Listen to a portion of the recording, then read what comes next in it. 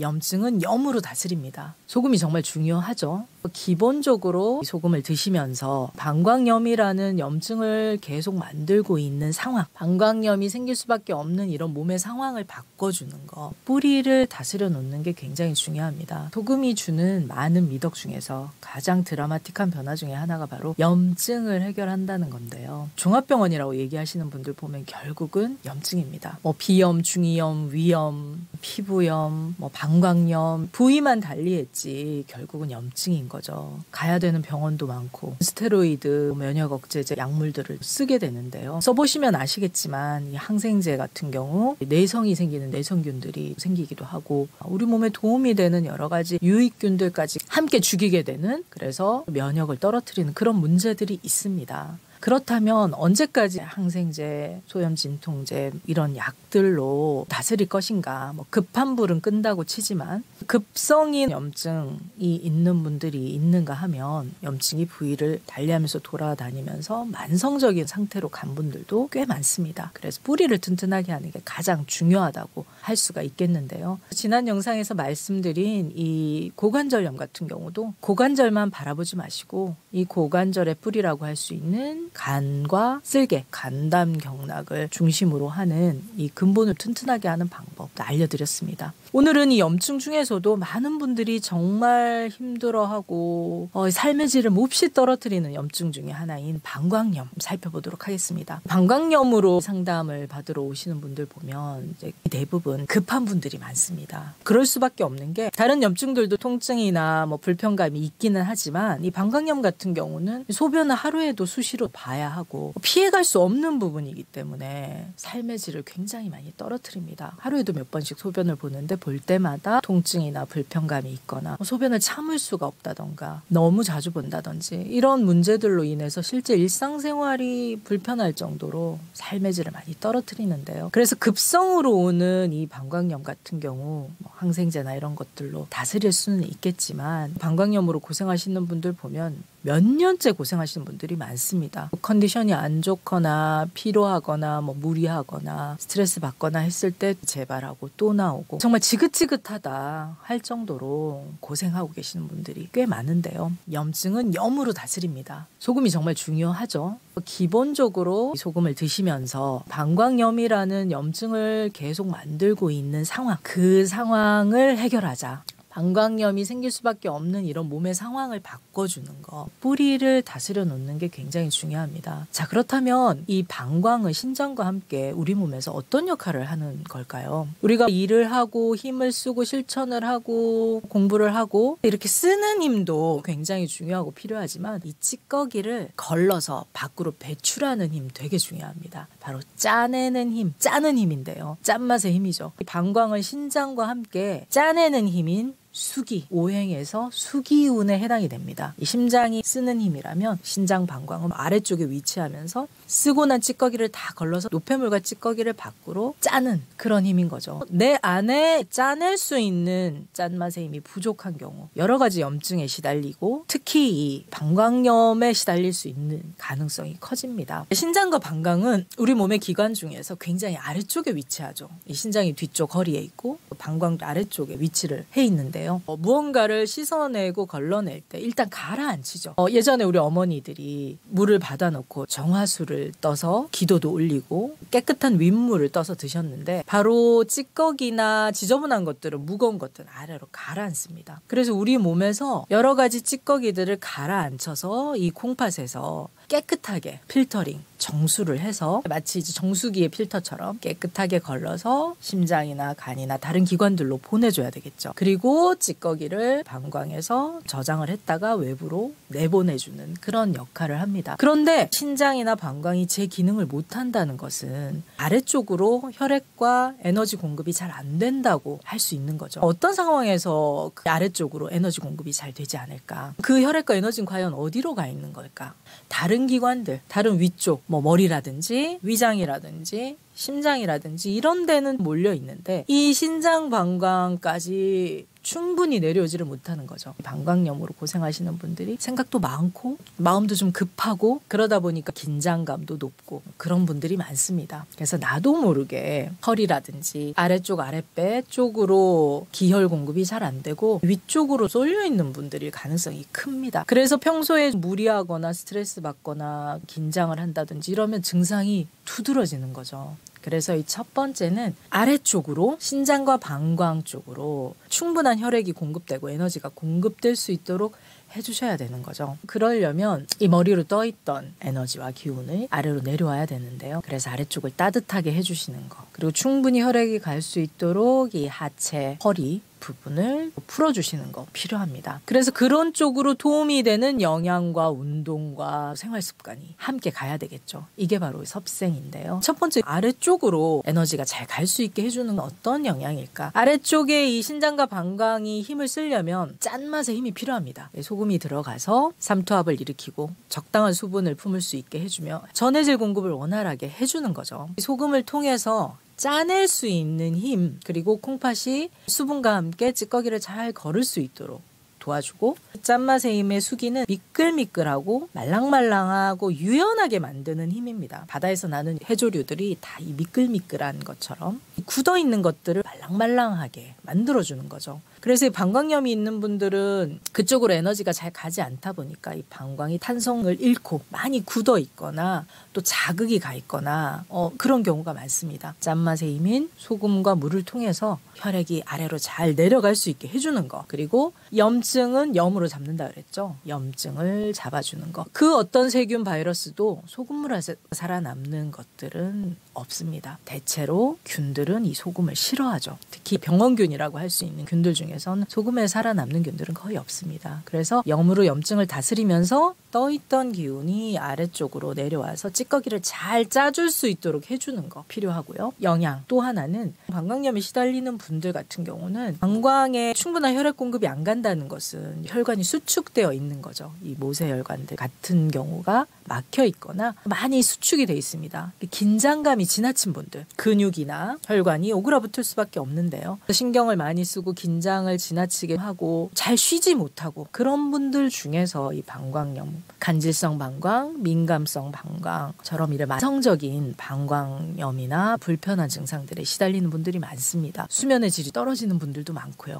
잠을 자려고 누우면 소변이 마려워서 깨는 건지 아니면 잠이 안 오다 보니까 소변을 자주 보는 건지 헷갈릴 정도로 자주 일어나서 화장실에 가거나, 잠을 자려고 누워도 충분히 숙면을 취하기가 어렵습니다. 잠들기가 어렵거나 아니면 어떻게 잠이 들었는데 쉽게 깨고 그다음부터 잠들기가 힘들고 이런 분들이 많은 거죠. 그래서 이 짜내는 힘과 함께 긴장을 풀어주고 쉴 수 있는, 온전히 회복하고 쉬는 힘이 부족한 분들이 많습니다. 그래서 쉬는 힘을 만들어주는 영양은 바로 이 쉬는 힘의 쉬는 신맛에 해당이 되는데요. 발효식초도 있고 레몬도 있고 여러 가지 신맛 나는 과일류라든지 이런 것들도 많은데요. 특히 이 베리류들이 많습니다. 크랜베리, 아사이베리, 오미자, 복분자, 산수유 이런 것들 드셔보시면 대체로 새콤하면서 떨떠름한 맛도 있고요. 씁쓸한 맛도 있습니다. 이런 맛들이 모두 긴장을 풀어주는 그런 맛들에 해당이 되는데, 오미자 같은 경우도 설탕에 많이 넣어서 청을 만들어서 드시는 경우가 많은데 씁쓸한 신맛과 떫은맛이 살아있는 원액을 희석시켜서 드시는 게 좋습니다. 그대로 착즙을 한 거나 원물이 그대로 들어있는 이런 것들을 드시는 게 이때는 훨씬 도움이 많이 되는 거죠. 레몬즙이나 레몬차, 그리고 오미자, 복분자, 베리류들 이런 것들 같이 드시면 좋고요. 식사를 하실 때 곡식 중에서는 이 검은콩, 긴장을 풀어줄 수 있는 팥이나 밀, 귀리 이런 것들이 같이 들어갔을 때 훨씬 편안합니다. 그래서 평소에 긴장이 많이 돼 있는 분들은 현미를 드시지 마라가 아니라 현미를 드셔도 이 현미의 비중과 함께 이 긴장감을 풀어줄 수 있는 곡식의 비중을 훨씬 늘려서 드시면 좋습니다. 팥가루, 팥물, 팥차 이런 것도 괜찮고요. 통밀이나 보리, 귀리 넣은 거 이런 것도 식사 때 드시면 도움이 됩니다. 이렇게 영양을 해주시고요. 신장 방광 쪽에 혈액과 에너지가 갈 수 있도록, 기와 혈이 갈 수 있도록 해주는 또 하나의 방법은 그 부위를 실제로 따뜻하게 만들어주는 거죠. 따뜻하게 찜질해주시고 허리에도 찜질을 해주시고 이 눈뿌리에서부터 시작해서 이 머리 뒤쪽을 지나서 뒷머리, 뒷목, 그리고 등, 허리, 엉덩이에서부터 오금과 이 종아리를 지나서 마지막 새끼발가락까지 이어집니다.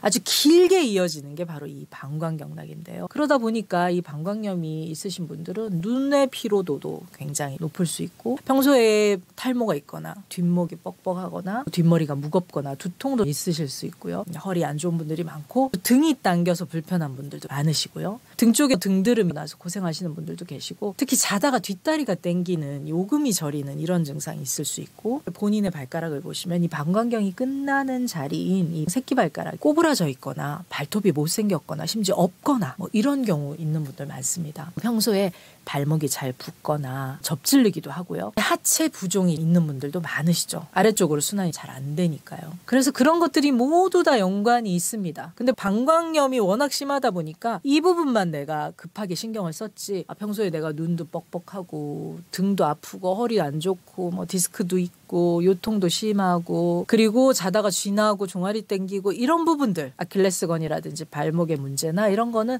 다른 과에 가서 다른 병원에 가서 해결하신다든지 또 다른 정보를 찾고 계셨던 거죠. 근데 이게 모두 하나로 연결이 되어 있습니다. 같은 방광경락 상의 문제고요. 신장과 방광은 음양으로 함께 하나로 움직입니다. 방광염은 아니지만 이 신장이 안 좋은 분들이 소변이 탁하거나 소변을 자주 보거나 단백뇨가 있다든지 사구체의 문제가 있는 가운데 방광과 관련된 문제가 있는 것이고요. 방광염이 있는 분들은 신장이 약할 가능성이 큰 거죠. 함께 연결이 되어 있습니다. 그래서 이 신장 방광경락 뒤쪽을 다 뒤덮고 있고 지배하는 이 방광경락을 평소에 운동으로도 풀어주시고 따뜻하게 데워주시고 특히 주무실 때는 다른 데보다 이 방광경락이 지나가는 척추와 등을 꼭 따뜻하게 해주시는 거 잊지 마시고요. 등을 풀어줄 수 있는 운동, 허리 돌리기, 골반 운동, 발목 돌리기, 발바닥 치기, 발끝 잡고 숙이기, 방광경락이 충분히 풀릴 수 있는 운동들 중요합니다. 앞부분만 계속 운동하지 마시고 이 뒷심을 만들어주시는 거죠. 뒤쪽에 있는 이 콩팥 부위가 이 허리 부분이고 그 부분이 풀려야 신장 방광경락이 원활하게 힘이 생깁니다. 항상 등 잊지 마시고 꼭 풀어주시고요. 그리고 아까 말씀드린 대로 우리 몸의 아래쪽인 이 신장과 방광 쪽으로 혈액과 에너지가 공급이 되려면 머리로 떠있던 기운이 내려와야 되잖아요.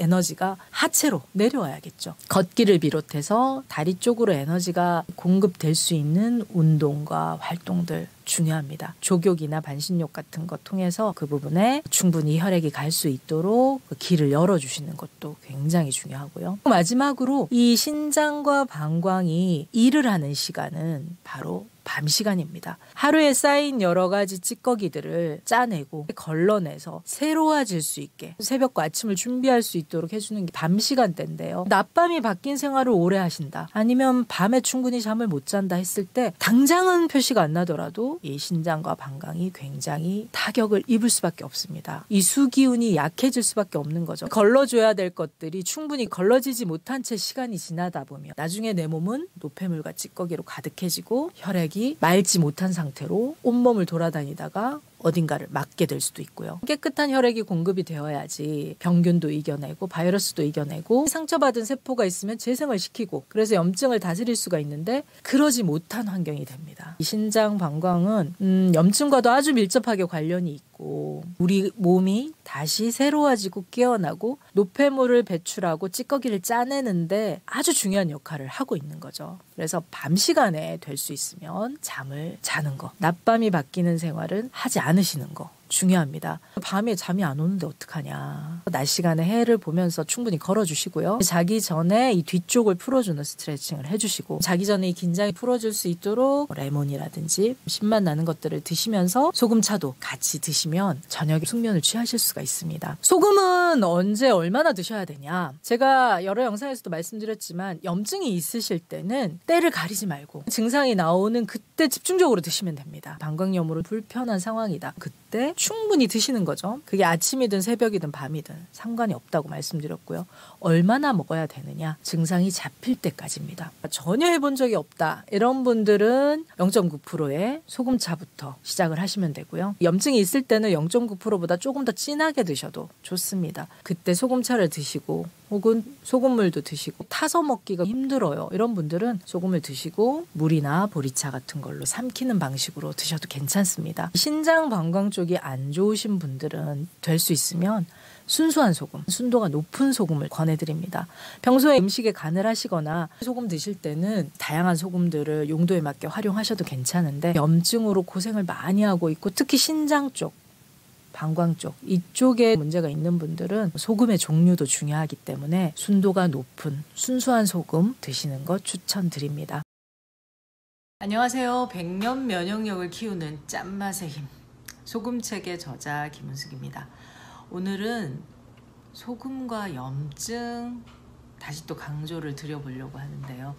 이 책의 그 작은 제목 중에 하나가 여기 보시면 원인 모를 염증과 만성질환에서 탈출하는 최강의 소금 설명서라고 되어 있습니다.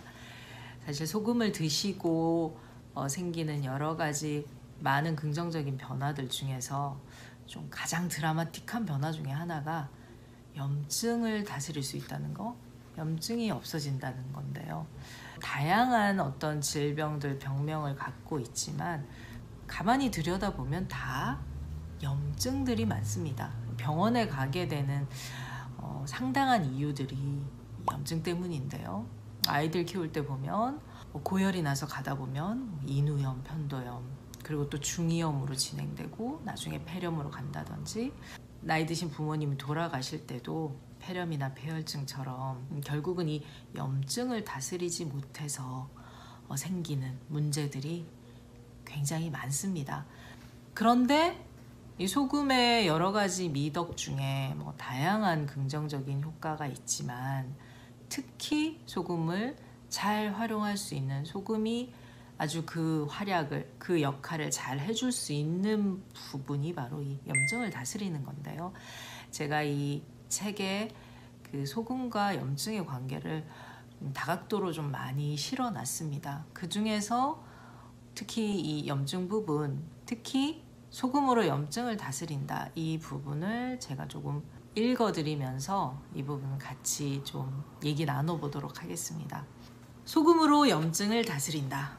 상담하다 보면 자신을 걸어다니는 종합병원이라고 말하는 사람 많다. 멀쩡한 곳이 없고 여기저기 아플 때마다 부위별로 다른 과를 찾아 검진과 진료를 받아야 한다. 그런데 그 내용을 가만히 들여다보면 결국은 온갖 염증으로 고생하고 있다. 비염, 중이염에서부터 편도선염, 구내염, 기관지염, 질염, 관절염, 간염, 위염, 대장염, 아토피 피부염까지 온갖 염증을 달고 산다. 병명과 정도의 차이가 있을 뿐 온갖 염증이 부위를 달리한 채 돌고 돈다. 부위별로 가야 할 병원이 다르다 보니 안과, 피부과, 정형외과, 내과, 산부인과 등 여러 병원을 전전한다. 그러나 이 모든 병은 염증이 잡히지 않아서 생긴다. 비염에 피부염도 있고 구내염도 자주 걸리고 심할 때는 중이염까지 앓게 된다. 아이들이 감기에 걸리면 인후염이나 편도선염으로 시작해서 모세기관지염이 되고 그것이 심해지면 폐렴으로 가기도 한다. 정확한 원인은 아직 알려져 있지 않지만 면역력 결핍으로 불리는 크론병이나 베체트병 등 신종 질병도 결국 염증을 제어하지 못해서 생기는 것이다. 최근에는 만성 염증을 앓는 사람들이 치매 발병률이 높다는 연구 결과가 나오고 있어 염증은 그야말로 만병의 근원이 되고 있다. 자, 이 만성 질환의 어떤 원인을 염증으로 보고 암이나 치매 또 고혈압, 당뇨까지 염증에서 비롯됐다는 이야기들이 많은데요. 의학계에서도 만성염증은 그만큼 심각한 것으로 알려져 있습니다. 그래서 이 염증을 어떻게 잘 다스릴 수 있느냐가 바로 면역력의 핵심이 될 수도 있는데요. 면역력이 좋은 몸이라는 것은 결국 염증에 강한 몸이라고도 할 수 있겠습니다. 자, 소금이 바로 그 염증을 다스려 주는데 굉장히 좀 중요한 역할을 하는데요. 다음 부분 제가 읽으면서 또 같이 말씀드리도록 하겠습니다. 소금은 살균, 소염, 제독, 부패 방지 역할을 한다. 염증의 염은 불화자가 2개다. 외부의 균이 침입하면 우리 몸은 그쪽으로 긴급하게 혈액을 보낸다. 혈장과 백혈구가 치료를 하기 위해 상처난 지역으로 이동하면서 세포가 뜨거워지고 부어오르며 통증 신호를 보낸다. 영어로 염증은 inflammation으로 불을 의미하는 플라마, 라틴어의 플라마, 즉 불꽃 속에 있는 상태, inflamed, 염증이 있는 상태다. 이 불을 끄려면 당연히 물이 필요하다. 화기가 성하면 수기로 수국화해야 한다. 물로 불을 다스리듯 계속해서 깨끗한 혈액이 공급되어야 염증이 사라진다. 염증이 있을 때는 그 어느 때보다 수기가 절실히 필요하다. 몸에 수기운이 충분하다면 불이 나도 금방 진화되지만 수기가 모자라면 불길은 걷잡을 수 없이 커진다. 평소 수기가 약한 사람이라면 염증에 시달릴 가능성이 그만큼 높다. 저수지나 물탱크에 물이 풍부해야 진화 작업이 수월한 것처럼 우리 몸에도 물과 소금이 풍부해야 염증이 잡힌다. 소금기가 부족해 체액의 염도가 낮은 사람은 염증에 시달린다. 혈중 염도가 낮아지면 세균이나 바이러스 활동이 강해진다. 백혈구의 활동성이 약해지고 면역 기능도 떨어진다. 모기한테 물려도 상처가 덧나고 크게 다치지 않았음에도 상처가 쉽게 아물지 않는다. 비염, 중이염, 결막염, 피부염, 위염, 인후염 등 몸 여기저기서 염증이 생긴다. 온갖 병명과 증상에도 병원에서는 항생제 또는 스테로이드를 처방할 뿐이다. 그러다 보니 항생제의 내성과 스테로이드 부작용을 걱정하지 않을 수 없다. 원인 모를 여러 가지 증상들로 안과, 이비인후과, 내과 이렇게 각 전문의들에게 찾아가서 진단을 받고 또 약을 드시지만 결국은 원인이 염증인 경우가 되게 많은데요. 그러면 그 온갖 종류의 염증에도 불구하고 항생제나 스테로이드를 쓰게 됩니다. 혹은 소염진통제 쓰게 되죠. 자, 소금으로 염증을 다스렸다는 기록은 여러 곳에서 나온다. 한의학 문헌에서는 소금으로 고창병, 종기, 부스럼을 다스린다거나 독충을 제거하고 상처에 살이 나게 한다는 내용이 곳곳에 기록되어 있다. 동의보감을 보면 소금의 여러 효능을 설명하며 소금을 끓여 창을 씻으면 종독을 던다라는 내용이 나온다. 본초 강목을 보면 도끼를 죽이며 온갖 상처에 살이 나게 하고 피부를 보호한다라는 내용이 있다. 민간에서도 상처난 곳에 소금물을 발라주거나 다치면 된장을 발라주는 등 소금을 일상생활에 활용해왔다. 최근 소금이 염증을 제어한다는 사실을 밝힌 흥미로운 연구 결과가 나왔다. 미국과 독일 공동 연구진이 셀 메타볼리즘 2015년 5월에 기고한 논문을 보면 소금이 인체에 침입한 세균을 물리치는 면역력을 기르는데 기여한다는 내용이 나온다. 소금 섭취가 인체에 미치는 영향을 실험하던 도중 상처가 난 피부에 고농도의 소금이 축적된다는 것을 발견했다. 소금을 많이 먹인 쥐들이 세균 감염에서 빨리 회복되었고 소금을 적게 먹인 쥐들은 상처 부위에 고농도의 소금이 축적된다는 것이다. 연구진들은 인체는 감염된 피부로 소금을 보내 침입자를 물리치게 한다는 가설을 세우고 인간의 경우에도 감염 부위에 소금이 축적되는데 인체는 자신을 방어하기 위해 면역세포에게 소금을 공급한다라고 결론을 내렸다. 감염 부위에 소금이 축적된다는 실험 결과고요. 또 소금을 많이 먹인 쥐들이 세균 감염에서 빨리 회복됐고 적게 먹인 쥐들은 상처 부위에 고농도의 소금이 축적된다는 것이죠. 그러니까 상처가 있는 곳, 상처가 난 곳에는 소금이 몰리면서 면역세포에게 소금을 공급한다는 그런 내용입니다. 자, 소금에서 살아남는 균은 없다. 소금물에서 살아남을 수 있는 세균은 없다. 바닷가에서 놀 때는 조개 껍질이나 바위에 상처가 나도 덧나지 않고 잘 아물었던 것도 옛날 할머니들이 상처난 아이에게 된장을 발라주었던 것도 모두 소금기 때문이다. 동서양을 막론하고 전염병, 역병이 돌면 소금으로 막았다. 다치거나 찢어지고 베었을 때 소금을 먹거나 뿌리면 빨리 아문다. 잇몸이나 치아의 염증으로 통증이 심할 때도 소금이 도움이 된다. 여드름이나 종기, 뾰루지, 농, 아토피, 류머티즘, 간염, 결막염 등 모든 염증에는 소금이 필요하다. 간이 안 된 음식은 빨리 상하는데 간간하게 절여 놓으면 잘 썩지 않듯 사람의 몸도 싱거우면 염증에 시달린다. 소금으로 염장하면 잡균이 생기지 않아 오랜 기간 저장할 수 있다. 가을에 김장을 하고 젓갈과 장아찌를 만드는 이유도 마찬가지다. 냉장고가 없던 시절에는 식품을 장기간 보존하기 위해 이런 음식이 필수였다. 인류가 다른 지역으로 이동할 수 있었던 것도 소금으로 염장한 식량이 있어서 가능했다. 상갓집에 다녀오거나 전염병이 성행하는 지역을 지날 때 시체를 염하거나 만질 때면 소금으로 손발을 씻고 이를 닦고 몸을 씻게 하고 소금물을 마시게 하여 부정을 방지하고자 했다. 소금이 가진 살균력을 이용한 조상들의 지혜로운 풍습이었다. 소금이 그늘지고 습하고 불결한 곳, 하수구 주변 쓰레기장 등에 소금을 뿌리면 파리나 모기의 번식을 막는 데 도움이 된다. 벌에 쏘이거나 진해에 물렸을 때도 된장이나 소금물을 환부에 발라주면 효과를 볼 수 있다.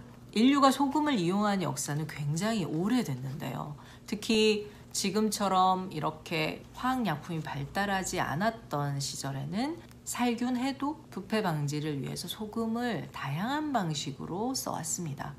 동서양을 막론하고 이 소금을 써온 사례들은 아주 다양하게 나타나는데요. 바로 소금이 갖고 있는 살균력과 또 부패를 방지하는 힘 때문입니다. 식물에 이상이 생기면 뿌리를 살피듯이 사람도 겉으로 드러난 이상 증상의 뿌리부터 다스려야 한다. 우리 몸은 뿌리에 해당되는 장부를 상하지 않게 하기 위해서 부단히 애를 쓴다. 간이나 신장에서 미처 해독할 수 없는 것들은 밖으로 내보낼 수밖에 없다. 그런 찌꺼기가 피부 염증의 형태로 드러나고 잇몸이나 눈, 혀, 코 등의 감각기관으로 나오기도 한다. 그처럼 짜서 밖으로 배출할 힘이 없을 때는 내부 어딘가에 노폐물을 쌓아둔다. 그러면 위염, 대장염처럼 몸속에 염증이 생기기도 하고 굳어서 덩어리나 종양이 되기도 한다. 눈과 코, 입, 치아, 피부처럼 밖으로 드러난 부분의 염증부터 뼈와 힘줄, 장기까지 염증을 달고 사는 몸이 될 수밖에 없다. 모닥불이면 양동이 하나로도 쉽게 끌 수 있겠지만 집에 불이 나고 산과 들에 불이 났다면 소방차가 몇 대씩 오고 헬기가 동원되어도 몇 시간 며칠이 걸릴지 모른다. 염증의 심각성에 따라 필요한 소금의 물과 양은 다를 수밖에 없다. 염증이 있을 때는 생각보다 많은 양의 소금이 들어간다. 염증이 심하거나 만성염증에 시달리는 경우 음식으로 필요한 염분을 채우는 데는 한계가 있다. 이때는 식사 외에 따로 소금이나 소금물을 먹어주는 것이 좋다. 평소 식사 외에 소금을 먹던 사람이라면 양을 좀 더 늘려줄 필요가 있다. 염증은 겉으로 보면 열감이 있어서 몸을 시원하게 해줘야 할 것 같지만 실제 몸속은 체온이 떨어져 있는 경우가 많다. 찬 것을 피하고 따뜻한 국물이나 소금차 형태로 마시고 몸을 따뜻하게 해주면 혈액순환이 좋아지고 땀과 소변으로 노폐물을 배출하는 능력이 좋아진다. 모든 염증에는 기본적으로 소금이 필요하지만 어디에 염증이 있는지에 따라 장기나 부위에 따라 추가를 해줄 필요가 있다. 저희가 1998년부터 지금까지 25년 정도 자연섭생치유센터를 운영하면서 다양한 사례, 수많은 사례들을 봐왔는데요. 가장 드라마틱하게 또 가장 좀 빨리 어떤 눈에 띄는 효과가 있는 부분이 바로 이 염증입니다. 소금이 주는 여러 가지 이점들이 있지만 특히 염증이 있으실 때는 소금을 멀리하지 마시고 평소에 좀 짭짤하게 드셨던 분들이라면 식사 외에 따로 또 소금을 드시면 좋고 또 식사 외에 따로 드셨던 분들은 그 드셨던 소금의 양을 좀 늘려주시면 훨씬 도움이 많이 됩니다. 그리고 염증이 심할 때는 순도가 높고 깨끗한 소금, 일반 천일염이나 구운 소금보다는 고온에서 끓이고 녹인 용융소금이나 질 좋은 죽염, 그리고 간수가 충분히 빠진 질 좋은 천일염처럼 좀 순도가 높은 소금이 좋습니다. 일반 소금을 드시는 것보다 염증이 있을 때 소금을 드셔보면 생각했던 것보다 훨씬 잘 먹힙니다. 신기하게 잘 먹히고요. 특히 뭐 치통이 심하다든지 아니면 피부염, 질염, 중이염, 비염처럼 이렇게 삶의 질을 떨어뜨리는 여러 가지 염증들이 있을 때 소금을 잘 활용하시면 염증을 잘 다스릴 수가 있습니다. 그러면 이어서 염증의 종류에 따라서 또 소금과 함께 어떤 부분을 추가를 해야 될지 그 부분을 좀 말씀을 드리도록 하겠는데요. 이 책에서도 이어서 염증의 종류에 따라서 소금과 함께 추가로 먹으면 좋은 음식에 대한 부분이 이제 잘 나와 있습니다. 다시 한번 제가 좀 읽어드리면서 정리를 해드리도록 하겠습니다. 목기, 이 간담과 관련된 염증은 결막염, 눈 짓무름, 눈곱, 인후염, 또 편도염, 고관절염, 아토피 피부염, 건선, 식도염 이 부분들이 다 몸의 뿌리인 간과 쓸개, 간담이 다스리는 부분들인데요. 그 부분이 간담이 다스리는 부위 혹은 간담이, 간경락, 담경락이 지나가는 부위들에 염증이 생긴다면 이때는 기본적으로 소금 플러스 간담을 영양하는 신맛 나는 것들 함께 드셔주면 더 효과가 좋습니다. 그래서 소금에 이 신맛 나는 것들 레몬즙이나 오미자, 깔라만시 혹은 오렌지 주스, 발효 식초, 팥가루 같은 것들 같이 병행하시면 좋고요. 그리고 화기, 이 심장, 소장과 관련한 부위에 염증이 생긴 경우 대표적으로 혀와 얼굴 그리고 뭐 다래끼, 눈충혈 같은 부위인데요. 얼굴 여드름, 혀 갈라짐, 혓바늘, 다래끼, 눈충혈, 광대뼈, 뾰루지, 가려움증과 팔꿈치 관절이나 날개죽지 부위에 염증이나 통증이 있으실 때는 소금과 함께 플러스 심장, 소장을 영양하는 쓴맛이 함께 들어가주면 좋습니다. 그래서 소금에 플러스 쓴맛 나는 것, 쑥차, 민들레, 수수, 다크 초콜릿, 커피 이런 부분들을 잘 활용하시는데 소금 양이 충분하지 않을 때는 커피 양이 지나치면 오히려 염증이 심해질 수 있습니다. 그러니까 소금 양을 충분히 드신 다음 그리고 커피를 드셔주는 게 좋습니다. 그리고 비위장, 토기에 염증이 생길 때 주로 어떤 염증이냐? 위염, 무릎 관절염, 트고 갈라진 입술, 또 수족구나 이마 여드름 같이 위장과 관련된 부위, 또 비위장 경락이 지나가는 부위에 염증이 생겼을 때는 소금 플러스 비위장을 영양하는 단맛 나는 것들을 함께 병행을 해주셔야 되는데요. 단맛 나는 마스코바도 원당, 유기농 원당, 조청, 또 식혜, 또 기장, 쌀, 기장밥 같은 것들, 떡 이런 것들을 함께 영양을 해주시면 이 위장과 관련한 염증이 훨씬 잘 다스려집니다. 그리고 이 위장과 관련된 문제는 다른 걸 다 떠나서 위를 좀 편안하게 해주실 필요가 있는데요. 이때는 소금 드시기가 다른 경우보다 좀 더 힘듭니다. 왜냐하면 이 위장은 수분과 습기를 싫어하는데 또 소금이 들어가면 수분을 보유하게 되기 때문에 이때 조절을 잘 해주셔야 되거든요. 그래서 위장을 영양할 수 있는 것들을 꼭 병행을 해주셔서 위에 있는 위장의 힘도 만들어주면서 염증을 다스려 주시는 것이 좋습니다. 그 다음에 금기, 폐대장은 콧물이 줄줄줄 흐르는 비염, 그리고 재채기, 대장염, 콧물 감기와 또 물집이 생기고 진물이 생기는 피부염, 맹장염, 또 손목 염증, 그리고 대상포진 같은 이런 경우에는 소금 플러스 금기에 해당되는 매운맛, 생강차, 계피차, 칼칼한 국물류, 고추장, 또 현미, 율무 이런 것들을 병행해 주시면 도움이 됩니다. 그리고 수기, 자, 이 신장방광과 관련한 부위의 염증은 또 말 그대로 이 소금이 정말 많이 필요한 분들인데요. 또 염증이 가장 많이 생기는 부위이기도 합니다. 여기가 중이염, 질염, 전립선염, 등드름, 방광염, 신우염, 지루성 피부염, 건염, 발목 주변의 염증과 족저근막염, 또 생식기 쪽에 생기는 낭종이나 근종 같은 이런 경우도 모두 해당이 되는데요.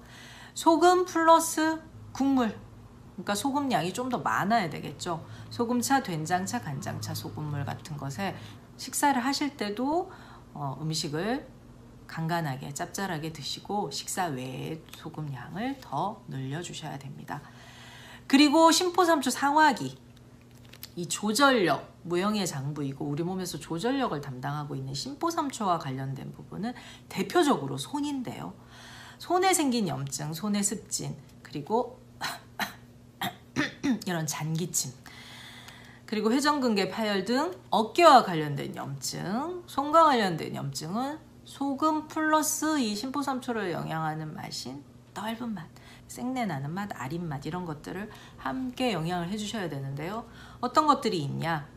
뽕잎, 감잎차, 감자나 녹두, 조 같은 것들이 있고요. 이 작은 요구르트를 좀 따뜻하게 데우시면 떫은 맛이 살아나서 이 소금 드실 때 같이 드시면 도움이 됩니다. 콩나물, 숙주나물, 도토리묵 같은 것도 반찬으로 충분히 간을 해서 드시면 좋습니다. 자, 오늘은 이 짠맛의 힘의 내용 중에서 염증에 관한 부분의 일부를 읽어드리면서 좀 설명을 드렸는데요. 자, 염증, 불화가 2개인 이 염증을 다스리는 강력한 수기, 수기의 짠맛이 그 어느 때보다 필요합니다. 염증이 있는 분이라면요. 그리고 나도 모르게 자연스럽게 이 염증이 있을 때는 그런 음식들, 그런 짭짤한 맛 나는 음식들, 또 소금으로 염장한 음식들이나 육류, 라면, 고기류 이런 것들이 나도 모르게 당깁니다. 소금을 먹어라, 짜게 먹어라가 아니라 짠 것이 당긴다. 자연스럽게 몸의 신호를 느끼실 수가 있습니다.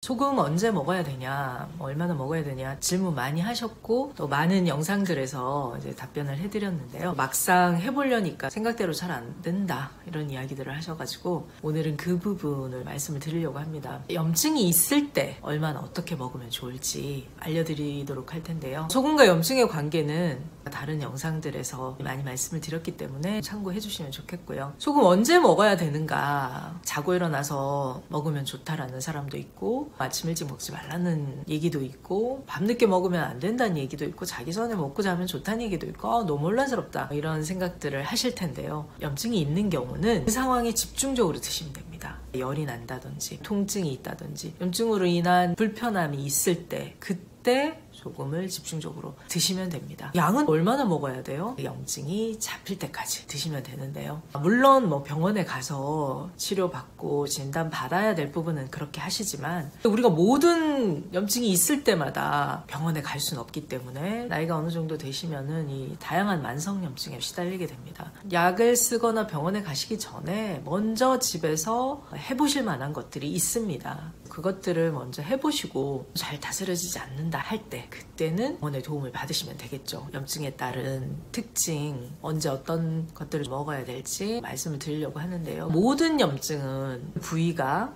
눈이든 코, 비염, 중이염, 구내염 이렇게 드러나는 부분은 다르지만 염증이라는 큰 틀에서 보면 같은 증상이라고 할 수 있는데요. 염증이 어디에 있느냐에 따라서 그것을 다스리는 뿌리가 다릅니다. 식물의 가지나 잎이 문제가 생겼을 때 시들어가고 메말라가고 여러 가지 문제가 생겼을 때 잎사귀를 약을 주고 밴드를 붙여주고 닦아주고 하지는 않잖아요. 거기에 영양제를 꽂아주지는 않죠. 영양을 주고 물을 주고 하는 것은 뿌리이기 때문에 이 뿌리가 얼마나 건강하냐에 따라서 드러나는 염증도 모습이 다른 거죠. 그래서 이 염증의 종류에 따라서 소금과 함께 써주셔야 될 것이 다릅니다. 첫 번째 염증 중에서 오행에서 목기, 뿌리가 간경락, 담경락과 관련된 그 염증들을 어떻게 다스리는지 알려드리도록 하겠습니다. 짠맛의 힘 책에 있는 부분을 읽어드리면서 자세하게 말씀드리도록 하겠습니다. 식물에 이상이 생기면 뿌리를 살피듯이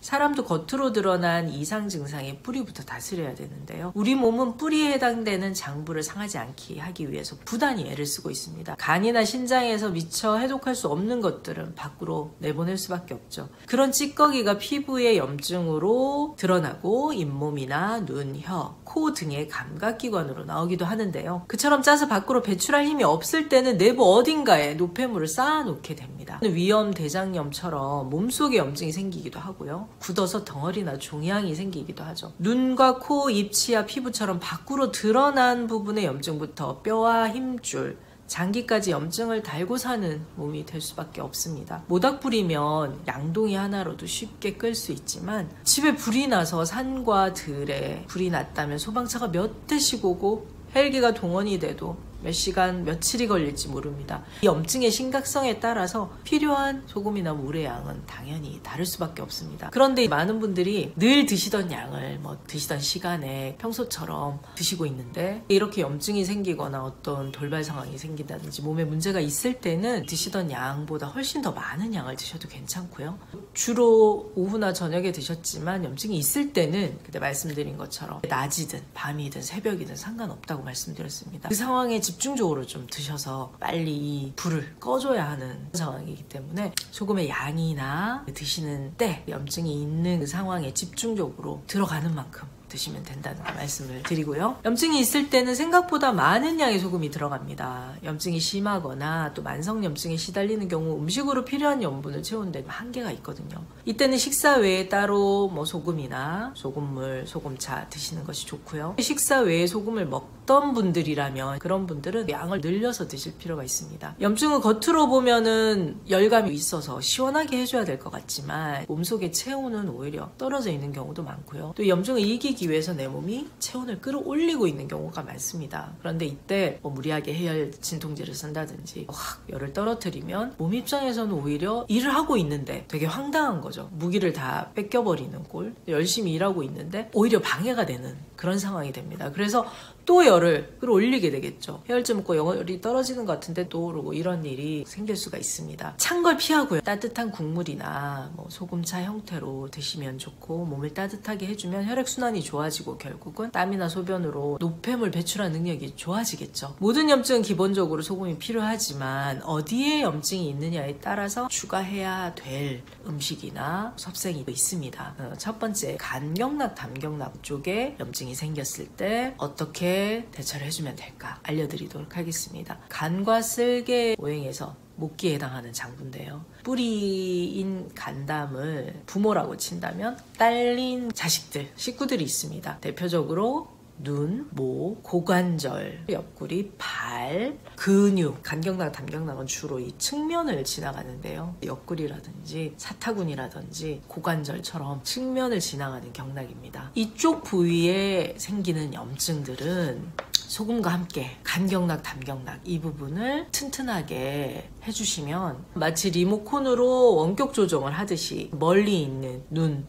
목, 고관절 옆구리가 좋아질 수 있습니다. 대표적으로 결막염, 눈에 다래끼가 난다든지 눈에 어떤 염증이 생기는 경우 눈이 짓무르거나 눈곱이 낀다든지 이런 부분들 목으로 오면 인후염, 편도염, 편도선염, 식도염 이렇게 목과 관련된 염증 이렇게 해당이 되고요. 내려와서 이 고관절염, 판도라고 하는 이 고관절 쪽에 그 다음에 발에 무좀이 생긴다든지 족저근막염이나 염증들이 여기에 해당되고요. 피부 중에서 간경락, 담경락이 문제가 생겨서 오는 피부는 부드러움을 잃고 생기는 여러 가지 피부의 문제입니다. 많이 건조하고요. 가렵고요. 아토피 피부염, 또 건선이나 한포진, 화폐상습침 같은 피부 관련된 염증들이 여기에 해당이 됩니다. 그러면 소금과 함께 어떤 부분을 영양을 해줘야 하는가? 뿌리인 간담, 간경락, 담경락과 관련이 있기 때문에 목기와 가장 밀접하게 관련된 맛이 바로 신맛과 고소한 맛입니다. 이 신맛 나는 것들이 함께 들어가야지 간담이 힘이 생기고 편안해지면서 간담경락 쪽으로 기운을 돌리고 순환이 잘 안 됐던 부분들이 풀리면서 해당되는 기관들이 좋아지는 거죠. 거기에 있는 염증들이 좋아질 수 있습니다. 소금과 함께 신맛 나는 것 중에 어떤 걸 쓸 수 있느냐?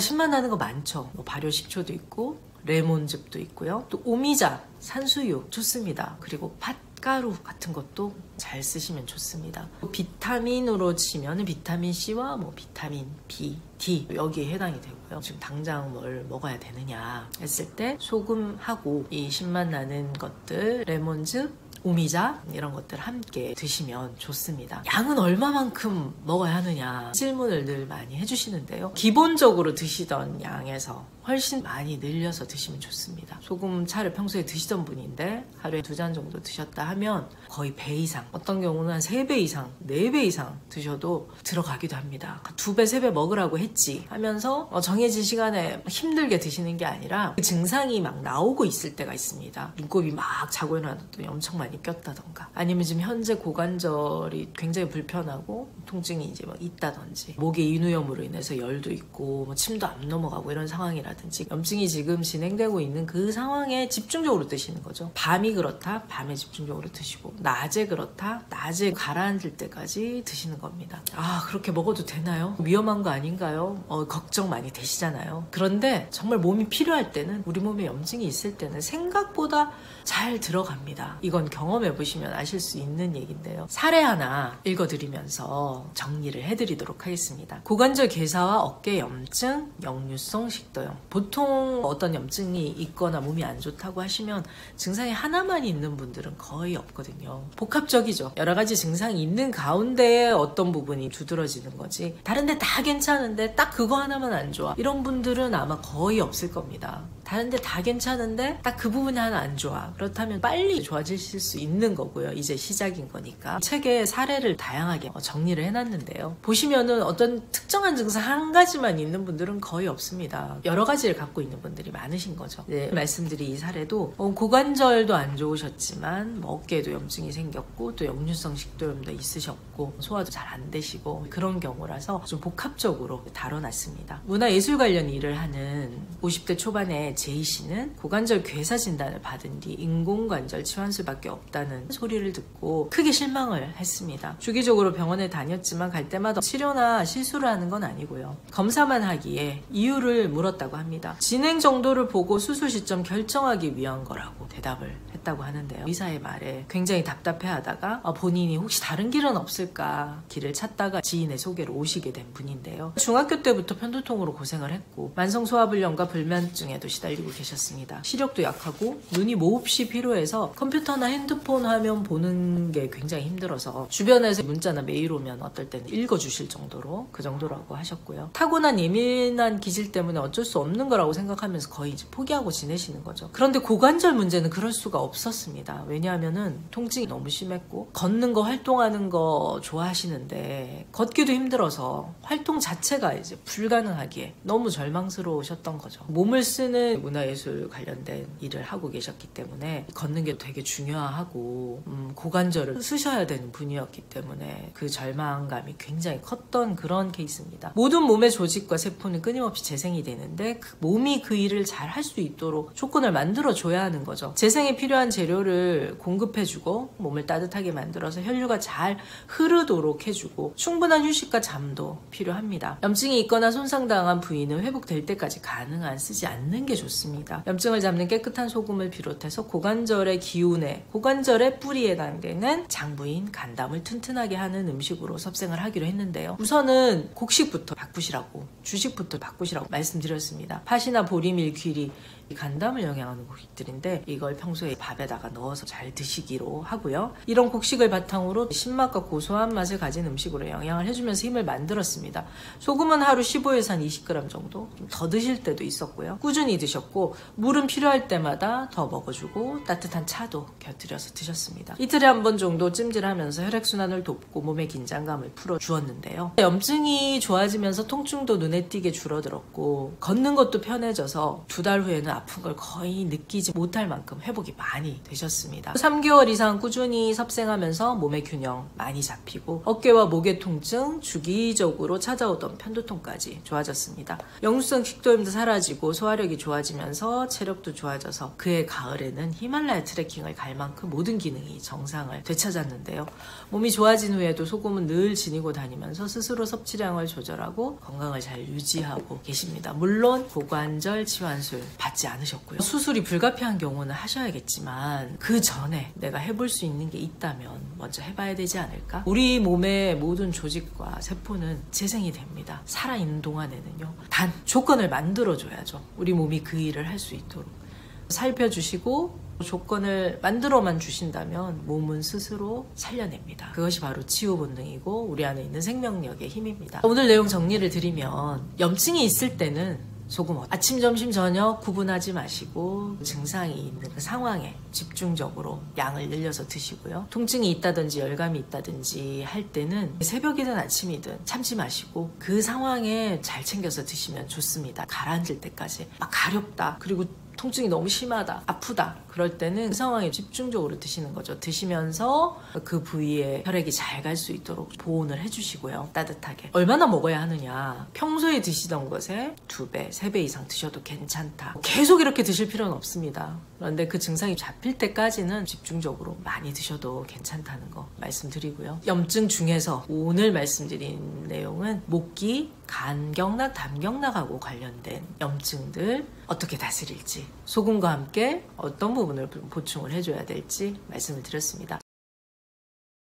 우울은 전신질환이다. 감정은 몸의 문제입니다. 몸의 문제고 내장의 문제예요. 슬프고 분노하고 기쁘고 이런 것들은 당연한 건데 그게 아니라 화낼 일이 아닌데 슬퍼할 일인가? 주체가 안 돼서 나를 상하게 할 정도로 간다. 몸의 문제고 장기의 문제거든요. 이걸 다 눈에 보이지 않는 의지력의 문제. 이런 걸로 찾으려면 막막하고 답이 안 나옵니다. 내가 그러고 싶어서 그러는 게 아니잖아요. 화내고 싶어서 화내는 분들 뭐 얼마나 있을까? 나도 모르게 그렇게 되잖아요. 불안한 건 마음이 아니죠. 몸부터 살펴야 되는데 염증이 중요한 단서 중에 하나입니다. 염증은 다양한 방식으로 뇌에 영향을 미치는데요. 염증 반응이 있으면 뇌의 감정과 생각을 담당하는 핵심 영역 해마가 손상이 된다고 하거든요. 뇌세포가 손상된 상황에서 세로토닌 행복하게 하는 물질, 신경전달 물질 충분히 안 나온다. 기능을 발휘하지 못하고 우울, 불안, 인지기능 저하 등 정신증상 나타나고 우울증 환자들하고 정상군하고 비교를 해봤더니 염증을 촉진하는 사이토카인 혈중 농도가 높더라. 사이토카인이 분비가 많으면 세로토닌은 억제가 되고 안 나오거든요. 연구 결과도 있고 책도 나오고 했습니다. 경험해보시면 몸이 그럴 때는 우울하죠. 우울을 외부에서 찾다 보면 답이 안 나오거든요. 염증이 있나 없나 염증부터 먼저 다스려보자. 염증의 염은 소금염, 소금으로 다스리는 거. 우울할 일은 아닌데 우울해서 못 벗어나고 있어? 염증일 가능성이 큽니다. 연구 결과 보면은 우울증 치료를 하고 약을 다 썼는데 효과가 없다. 염증에 시달리고 있는 환자들이더라는 거죠. 염증과 우울증은 굉장히 밀접한 관계가 있구나. 염증을 다스리고 나면은 기분도 좋아지죠. 기의 나눔이 좋아지잖아요. 나이가 들어간다는 거는 몸이 식어가는 거고 정체되고 굳어가는 과정이기 때문에 물과 소금을 통해서 끊임없이 흐를 수 있도록 말랑말랑해질 수 있도록 연해질 수 있도록 만들어 가야 되고 호흡도 촉촉한 수분이 필요하고 외부의 다양한 공기들을 들이마시고 온갖 물질들을 필터링 해야 되기 때문에 소금의 역할, 물의 역할이 중요합니다. 다리에서 시작하는 경락이 다 어디로 가죠? 머리로 가죠. 정신을 깨우려면 멘탈을 강화시키려면 걸으셔야 됩니다. 걸으면서 충분히 호흡하시고 폐를 편안하게 하시고 깊은 숨을 통해서 심장박동을 조절하시고 호흡이 안정이 되고 심장박동이 안정이 되면서 신체 기능, 내장의 기능, 세포의 기능 증진이 되고 활성화가 되겠죠. 걷기 꼭 해주시고요. 직전에 숨은 사라졌습니다. 다음 숨은 아직 안 왔어요. 오로지 지금 이 순간에 나는 숨을 쉴 뿐이거든요. 어제의 숨, 내일의 숨이 아니라 지금 이 순간에. 숨이라는 건 지금 여기서 일어나는 일이거든요. 그래서 숨에 집중한다는 거, 호흡을 잡고 갈 수 있다는 건 현재 이 순간에 우리를 머물게 하는 겁니다. 육체와 정신을 잇는 끈이다 보니까 현재 여기 존재하게 하는 유일한 거, 바로 숨입니다. 나의 벗이죠. 탄생한 순간부터 다시 돌아가는 그날까지 나와 함께하는 우주의 리듬이 호흡이다. 우울하고 두렵고 슬프고 괴로울 때, 내가 너무 작아질 때, 불안하고 안정 안 될 때, 억울하고 분할 때, 아프고 괴로울 때, 놀라고 흥분될 때 숨부터 고르세요. 숨은 쉴 수 있으니까. 숨, 호흡에서 답을 찾으시기 바라고요. 몸의 신호 잘 읽어주시고요. 치유 본능 깨우셔가지고 건강하게 지내시면 좋겠습니다.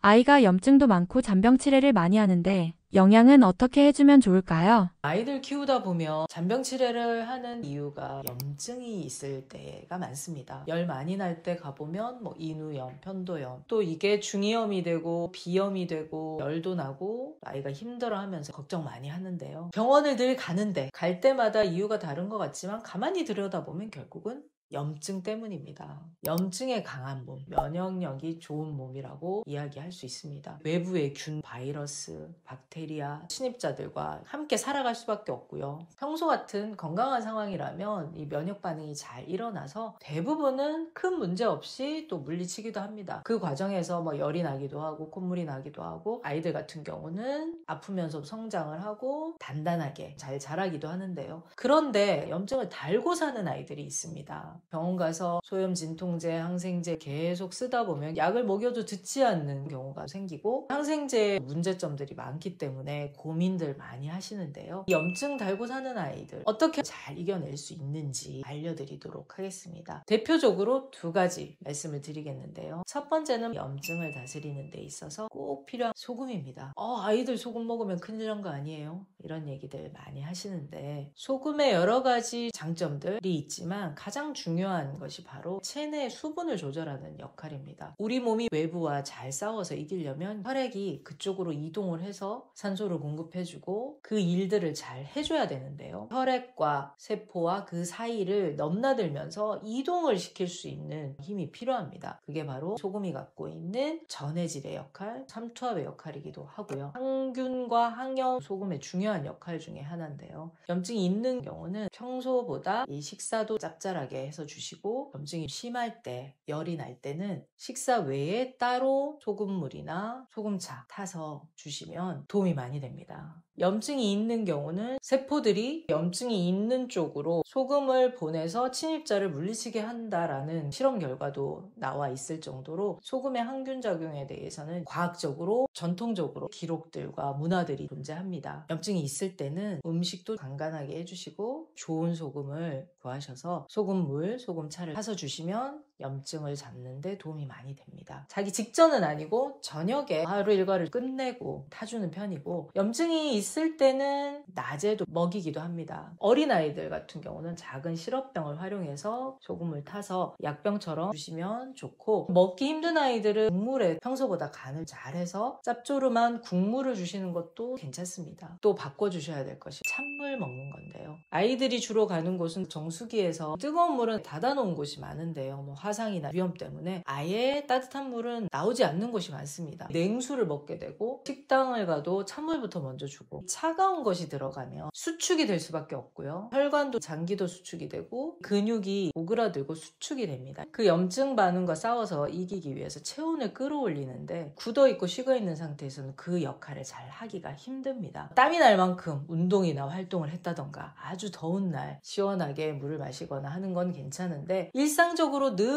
찬물을 먹고 있고 냉수를 먹고 있고 내부의 기관들이 수축이 되면서 제 역할을 하기가 힘들어집니다. 면역 당연히 떨어지고요. 면역의 핵심이 체온인데요. 체온을 유지하기 위해서 우리 몸에서 먹은 음식들을 열을 만드는데 가장 많은 에너지를 쓰게 되는데요. 그런데 몸이 식어 있는 상황이라면 그 열 만드는데 에너지를 다 쓰고 나머지 것들을 쓸 수 있는 여력이 부족해집니다. 에너지가 낮아지는 상태가 되기 때문에 몸이 식어 있는 아이들, 몸이 냉한 경우는 외부의 공격에 약해질 수밖에 없습니다. 맹수들이 에너지를 보충하고 충전을 하고 있다가 짧은 순간 순발력을 발휘해서 사냥을 해서 잡아먹는데요. 그 시간이 길지가 않습니다. 자율신경 중에서 교감신경과 부교감신경의 자연스러운 흐름들의 변화가 있어야 되는데, 몸이 식어 있고 체온이 낮아져 있는 상태에서는 작은 위협이나 돌발 상황 굉장히 크게 느껴지기 때문에 그걸 해결하기 위해서 여러 가지 반응들을 보일 수밖에 없습니다. 늘 과한 방어와 불안과 편안하지 않은, 제대로 쉴 수가 없는 상태가 됩니다. 해독할 수 있는 것들인데도 몸 밖으로 밀어낸다든가 아토피와 비염이나 알러지 같은 반응들처럼 내 안에서 처리를 하지 못하고 밖으로 밀어내는 반응들이 함께 나올 수 있습니다. 체온 유지가 안 되고 찬물 먹고 신체 활동이나 움직임이 많이 떨어져 있는 아이들 같은 경우는 몸이 식어서 생기는 냉증이 많습니다. 몸이 굳어있고 식어있기 때문에 열을 만들기 위해서 가만히 앉아있지 못하고 계속 다리를 떤다든가 틱 증상이 일어난다든지 불안함 피곤함을 해소하기 위해서 신체 반응들이 같이 올 수가 있습니다. 그래서 바로 찬물을 끊고 따뜻한 물 혹은 상온의 물 주는 건데요. 따뜻한 물을 먹어서 속이 편안해지는 경험들을 하고 나면 아이들도 자연스럽게 찬물 있으면 섞어주세요. 아이들도 찾게 됩니다. 소금을 아이들은 얼마나 먹여야 되냐, 소금을 식사 외에 따로 먹이는 것부터 하시기보다는 음식의 간을 충분히 잘 해주시는 거 추천을 드립니다. 불순물이 없는 깨끗한 소금, 좋은 소금을 활용해서 주시면 훨씬 좋고요. 불순물까지 걸러내야 되는 부담을 줄여주기 때문에 소화 흡수를 잘 시킬 수가 있습니다. 그리고 염증이 있거나 컨디션이 안 좋거나 그럴 때는 식사 외에 따로 소금을, 어린아이들은 뭐 100ml도 괜찮고요, 200ml도 괜찮고 아이들이 먹을 수 있는 양만큼 주시면 됩니다. 0.9%에서 한 1% 정도 되는 농도로 주시면 되는데, 보리차에 타놓을 때도 있고 생수에 타놓을 때도 있는데 원하는 거에 타주면 그냥 맛있다고 하면서 잘 먹고 또 편안하게 지내는데요. 평소에 먹었을 때는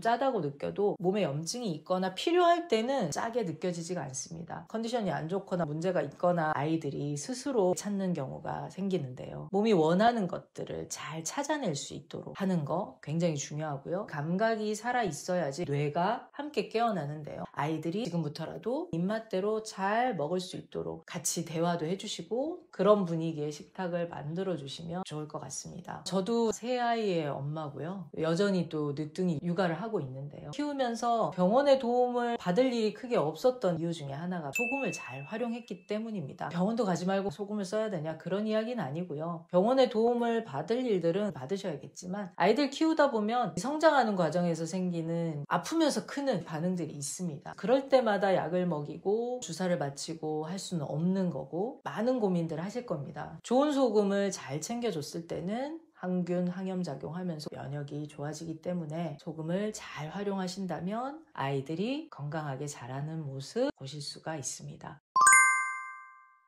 오늘은 염증 달고 사는 아이 2가지 꼭 챙겨야 할 것에 대해서 말씀드렸습니다. 다음 시간에 더 유익한 내용으로 찾아뵙도록 하겠습니다. 고맙습니다.